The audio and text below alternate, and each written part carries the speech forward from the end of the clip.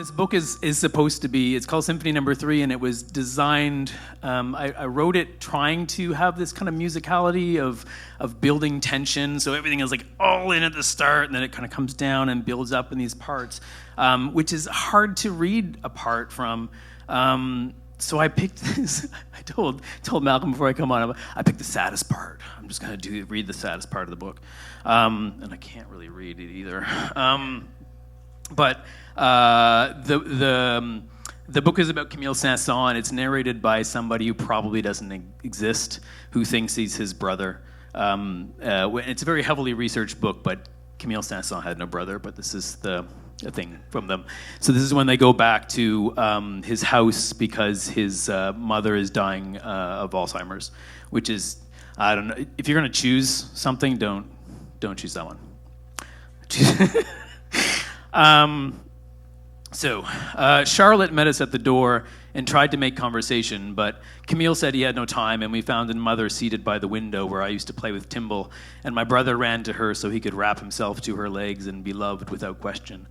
But as we approached, we could see how much of her hair she'd lost, how much weight, the bandages she'd torn from her hands, the way the flesh hung in meaty strips from her face. There was no appearance of having taken alcohol, but there were signs of great deprivation, and he should say that she had been badly fed.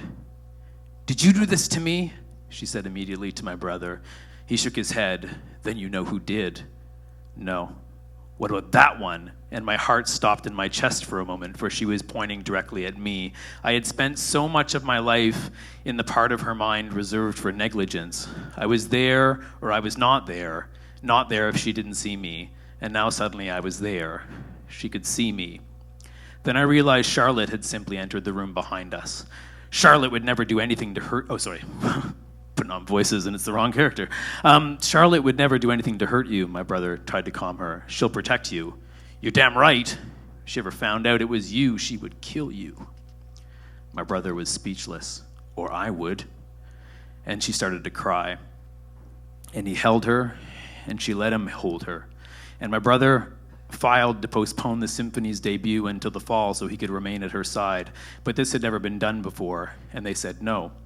The schedule had been set long in advance. He would have to wait at least a year, and that was if nothing else came up. They couldn't guarantee anything. "This is a huge opportunity," they said to him. "Perhaps you should reconsider." But he couldn't leave her like this. There would always be time to compose, and perhaps not so much time to be with her, so we moved our things back into our childhood home and slept on a rug at the foot of her bed so we would be there if she had any final wishes. Each day was essentially the same. We would wake early, frightened, then wait for hours for her to forget she looked so hideous. We would go for a walk at Luxembourg, asking her questions, any questions to try to engage her. What had she wanted out of life? What were her biggest regrets?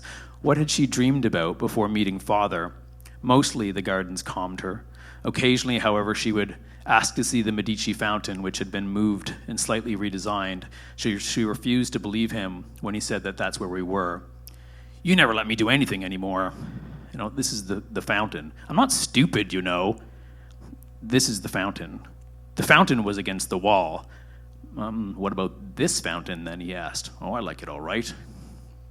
It was hard to believe anyone could sigh so much in the course of one day, could stare at nothing so long, could suck the bone to the surface of her thumb. It was hard to believe in God, in music.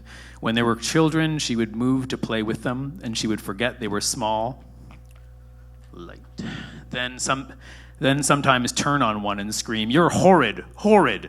Sometimes she would say, "You were such a lovely child, Camille, so affectionate and caring."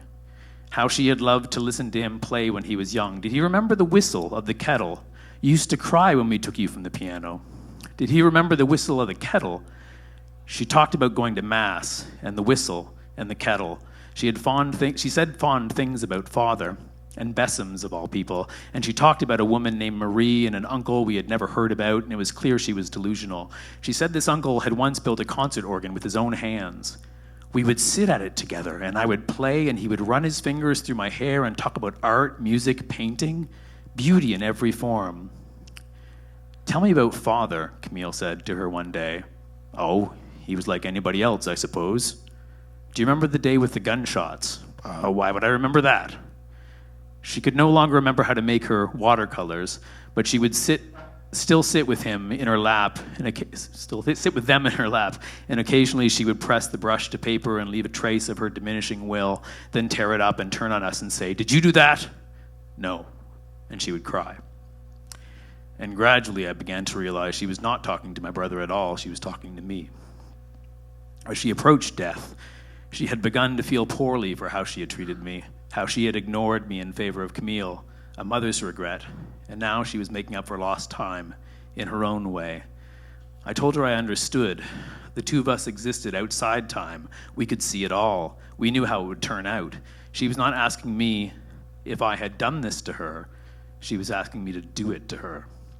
"I have things in my fingers," she said to me. "They need to come out. There's something under my skin," she said. "It needs to come out." And I tended to her with all the care of the newly favorite child. Without complaint, dug my nails into her skin and tore the flesh away to help appease her. I chewed at her cheeks and tore and tore. I fetched the scissors, fetched the knives. There was no one else who would do this for her. My brother and I took shifts. Every day I would sit with her by the window and loosen the ties on her gloves, fetch her the knives, the scissors. Every night my brother would wound the bandages around her hands again, pressed the cotton to lacerate, pasted the cloth to the cheek, to forehead, canvas to limb, so she couldn't hurt herself in the night. Then every morning we would wake up to discover them gone. He would wake up to discover them gone, and she would turn to me and said, "Did you do this to me?" "Yes." "Did you do this?" "Yes. Yes." Thanks.